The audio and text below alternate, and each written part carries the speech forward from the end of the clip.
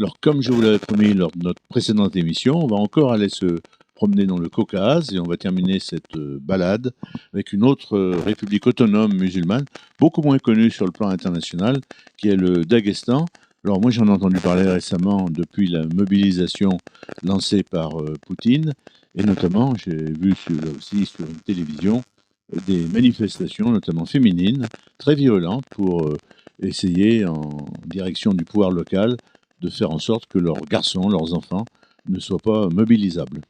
Alors parlez-nous, on va définir un petit peu cette république, la situer géographiquement, et puis aussi politiquement, son statut également. Alors, effectivement, le Daghestan est un territoire le moins connu.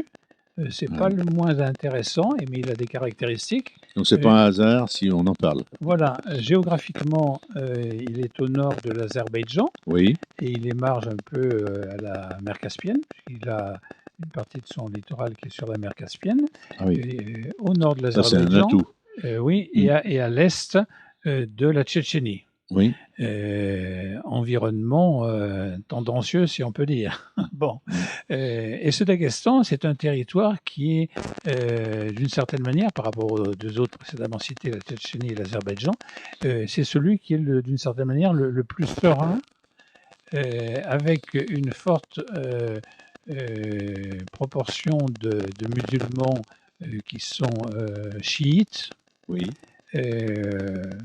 Une grande partie des manifestantes, je vous coupe, n'étaient pas voilées, effectivement. Voilà. Et oui, mais des moments, les chiites sont voilés. Oui, il y a qu'à voir en Iran, effectivement. Donc, un pourcentage de population chiite important, ce qui n'est pas sans tension avec leurs voisins musulmans aussi, mais qui sont, eux, sunnistes, que ce soit les Tchétchènes ou que ce soit les Azéris. Donc là aussi, dans l'islam, on ne comprend pas toujours très bien les tensions qu'il peut y avoir à l'intérieur même de la religion, et notamment entre les sunnites et les chiites. Sans parler des alaouites ou d'autres minorités. Oui, il y en a quantité de clivages. Et qui se vouent des haines, des haines ancestrales. On le voit au Yémen. Alors sur le Daghestan, je dirais que c'est le territoire, c'était une république soviétique du temps de l'URSS, et c'était celle d'une certaine manière qui était la plus conciliante, la plus sereine, la plus calme dans le dispositif soviétique.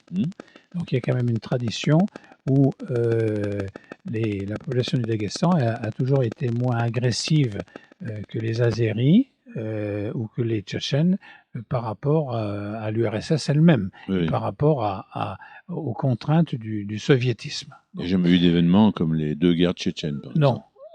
Alors cela dit, si on ramène à la période actuelle, on a entendu parler du Daghestan, et vous le mentionnez à l'instant, parce que suite à la circonscription partielle, pas la circonscription, la mobilisation. La mobilisation. 300 000 au début qui devait être à la mobilisation réquisitionnée. À la mobilisation partielle effectuée par Poutine, il y a eu un très fort pourcentage de jeunes du Daghestan qui ont été mobilisés. Oui. Alors pourquoi ? Eh bien parce que c'est le même phénomène qu'on a rencontré avec les bourriates en Sibérie. Poutine s'est appliqué à faire des mobilisations plus conséquentes dans les peuples non russes, historiquement, pensant que s'il mobilisait beaucoup ces populations, ça aurait moins d'impact sur la société russe elle-même, d'une part, que d'autre part, ces populations-là, que ce soit les bourriates en Sibérie ou que ce soit les gens du Daghestan, on leur faisait miroiter des primes conséquentes de 5 000 € par mois, et qu'effectivement, beaucoup de jeunes sont laissés tenter par cet attrait financier. Cela dit, quand les choses ont mal tourné, la population du Daghestan a pris conscience qu'il y avait un pourcentage beaucoup plus important de ces jeunes à être envoyés sur le front en Ukraine. Et ceci a été d'autant plus ressenti par les mères des soldats, les femmes des soldats ou les sœurs des soldats. Et il y a eu une prise de conscience de ce phénomène-là, où les gens du Daghestan la jeunesse du Daghestan était plus sollicitée que partout ailleurs. Et il y a eu ce phénomène-là, comme vous avez mentionné, de femmes du Daghestan qui ont manifesté de manière tranquille, très ferme, mais très ferme, apaisée mais déterminée, ce qui ne veut pas dire que ça aura forcément une grande influence par la suite, hein, mais ça a eu le mérite d'exister, montrant que cette population est sensible au fait que le Kremlin utilise davantage qu'ailleurs sa propre population pour l'envoyer chair à canon sur le front d'Ukraine. Donc voilà pourquoi on a entendu parler autant de ce Daghestan. Alors comme vous l'avez mentionné, c'était un angle de l'Union soviétique qui était très peu connu, coincé entre la Russie elle-même, la mer Caspienne, la Tchétchénie, l'Azerbaïdjan. Alors justement, tout à l'heure, quand vous avez parlé de l'Azerbaïdjan, vous avez évoqué des possibilités touristiques et puis évidemment leur richesse en pétrole et en gaz. Qu'est-ce qui soutient l'économie du Daghestan? Est-ce que c'est l'agriculture? Est-ce que, comme vous avez dit, il y a un bout sur la mer aussi, la pêche? Enfin, alors, de quoi vit cette République? Le Daghestan, d'abord, a enregistré le contre-coup, comme toutes les autres républiques soviétiques, de l'effondrement de l'URSS. Ce qui fait que, comme ailleurs, en Tchétchénie, en Azerbaïdjan, en Moldavie aussi, mais dans d'autres républiques soviétiques, il y a eu effondrement de l'industrie.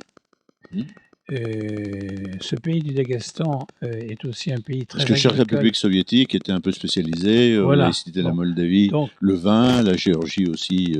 Donc sur le Daghestan, les ressources originelles, c'est l'agriculture, c'est la pêche avec la mer Caspienne, mais de moins en moins. C'est le pétrole, parce qu'ils ont aussi une partie des gisements qu'on retrouve plus au sud sur Bakou, et puis le tourisme, parce que c'est une région qui a pu être très touristique du temps de l'URSS, et tout de suite après, quand il y avait encore une grande sérénité dans les territoires caucasiens. Aujourd'hui, la réalité est toute différente, ce qui fait que il y a effondrement de l'industrie depuis quelque temps, il y a diminution des ressources d'hydrocarbures, il y a diminution très forte du tourisme, et donc c'est un pays qui n'est pas en grande vitalité économique en ce moment. Et est-ce qu'il y a des velléités indépendantistes, comme on a pu les connaître dans d'autres républiques autonomes ? Compte tenu de la situation où la Russie a le regard tourné plutôt vers l'Ukraine. C'est moins manifesté pour le moment. Je vous ai dit, la tendance chiite, soufiste de ces gens du Daghestan, c'est d'être moins belliqueux que leurs voisins, mais ça ne veut pas dire que ça ne va pas leur prendre un de ces jours. Et qu'effectivement, il y a toujours cette réalité de l'islam qui, sans faire procès d'intention par ailleurs, dans l'ordre du géopolitique, dans toute la région, est toujours le vecteur potentiel de la mobilisation des populations vis-à-vis de l'entité russe, qui, ne l'oublions pas, est une entité orthodoxe. Et là, on retrouve d'une certaine manière un clivage entre l'orthodoxie russe et l'islamisme caucasien dominant. Hormis l'Arménie, qu'on a évoqué déjà, et la Géorgie, toute la région du Caucase est musulmane. Et Poutine s'appuie beaucoup sur l'orthodoxie, et notamment le monseigneur Cyril en particulier. Oui, bon, ça c'est un autre... On aura l'occasion. Les religions sont toujours très instrumentalisées quand on en a besoin. Alors, tout à l'heure, j'ai été capable de citer la capitale Grozny de la Tchétchénie. Peut-être une colle pour terminer. Quelle est la capitale du Daghestan? Parce que j'avoue que j'en ai pas entendu parler. Si, c'est un nom très compliqué. C'est Alpa. C'est compliqué. Donc c'est effectivement une colle en chair pâte. C'est involontaire. Je l'ai plus retenu. C'est une ville qui est pas très importante et qui effectivement n'est pas connue. Merci beaucoup. Ainsi s'achève cette présentation de 4 pays du Caucase. On se retrouvera prochainement pour explorer d'autres pays de l'Est. 42 TV, libre et avec vous. 42 TV, libre et avec vous. 42 TV, libre